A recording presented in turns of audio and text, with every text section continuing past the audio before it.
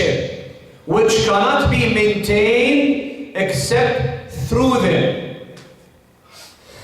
and honoring their friends, making dua for them, seeking forgiveness for them. These are the 5 actions that Rasulullah ﷺ instructed us to be kind still with the parents after their death.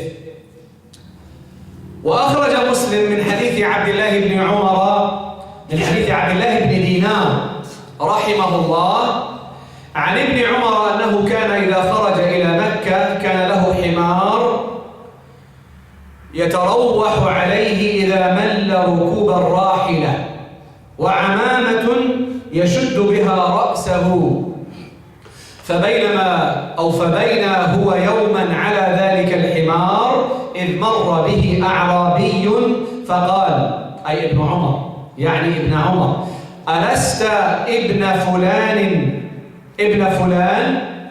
فقال الأعرابي بلى، فأعطاه الحمار وقال اركب هذا، وأعطاه العمامة، وفي رواية اركب هذا الحمار يقيك حر الرمضاء أو حر الصحراء، وخذ العمامة تقيك حر السماء. قال ثم دفع له طعامه، فقال عبد الله بن دينار يرحمك الله، لما أعطيته كل هذا؟ الأعراب يرضون بالقليل. فقال عبد الله ابن عمر إني سمعت رسول الله صلى الله عليه وآله يقول إن من أبر البر صلة الرجل أهل ود أبيه بعد أن يولي، وإن أباه كان صديقا لعمر. Listen to this story. Imam Muslim said, or narrated from Abdullah ibn Dinar, that when Abdullah ibn Umar radiyallahu anhuma set out, traveled to Mecca, he kept a donkey with him to ride when he would get tired from riding of the camel. So Abdullah ibn Dinar, he said also he had a turban which he tied around his head. Abdullah ibn Dinar said one day we were traveling, so we met a Bedouin in our way. So Abdullah ibn Umar said to the Bedouin, aren't you so and so? The Bedouin replied, yes. So Abdullah ibn Umar gave him his donkey and told him, use this to be protected from the heat of the desert and to travel more comfortable. He took his turban and he said, put this in your head. It will protect you from the heat of the sun.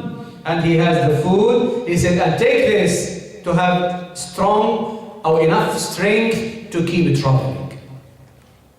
Abdullah ibn Dinar, the companion of Abdullah ibn Umar, said to Abdullah ibn Umar, may Allah have mercy upon you. You gave him everything. The Bedouin is easy to be satisfied with a simple thing. Why you gave him all of these things? So Abdullah ibn Umar said, I heard Rasulullah sallallahu alayhi wa sallam saying, the finest act of goodness is the kind treatment of a person to the loved ones of his father after his death. And the father of this person was a friend of Umar radiyallahu anhu wa al-sahaba. So these are some action. Finishing with the statement of Imam Ahmad. Imam Ahmad rahimahullah قال ويمكن الحصول على البر بعد الموت بالدعاء لهما. فقال الإمام أحمد من دعا لهما في التحيات في الصلوات الخمس فقد برهما. Imam Ahmad said that albir can be achieved, kindness can be achieved by making dua for the parents. Then he said, Whosoever makes dua after the tahiyyat in each salah for his parents, then he is dutiful to them. You know the sunnah, after you finish the tahiyyat, you say, A'udhu billahi min adhabi jahannam, the fourth isti'adha, then the sunnah is to make the dua after that. The dua is after. This is the sunnah, before taslim. So if you say every salah, if you make dua every salah for your parents, رَبِّ اغْفِرْ لِي وَلِوَالِدَيْنِ, for example, رَبِّ ارْحَمْهُمَا كَمَا رَبَّيَانِي صَغِيرًا, oh Allah, forgive me and my parents, oh Allah, have mercy upon them as they took care of me when I was a young child. Any dua, if you do that in each salah, you are among the one who is dutiful to their parents. أسأل الله أن يجعلني وإياكم ممن يبر والديه.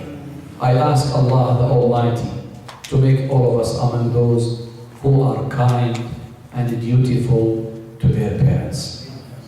إن الله عز وجل ولي ذلك والقادر عليه. وصلى الله وسلم وبارك على نبينا محمد وعلى آله وصحبه وسلم والحمد لله رب العالمين. If there is any question, you can make any question you want about the topic or any question that you want. Bismillah.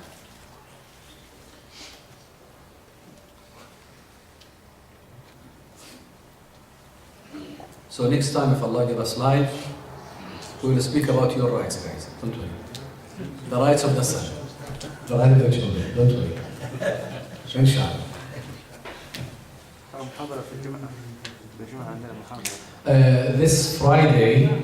This Friday, we have a mini conference in El Kigraf. And I hope to see all of you there. The conference is why the Ummah is living in a crisis. Why the Ummah is living in a crisis. It's a very important topic. We have 3 lectures. Imam Muhammad, Sheikh Muhammad Mutlika, Sheikh Ahmed Modesto, and myself. We will have 3 topics from 7 to 10. Some refreshment will be there, some pizza will be there also, tea, stuff like that. We will pray Maghrib there, start the lectures, then a break for the refreshment, then either pray Isha and continue the last lecture, or delay the Isha up to when we finish the lecture.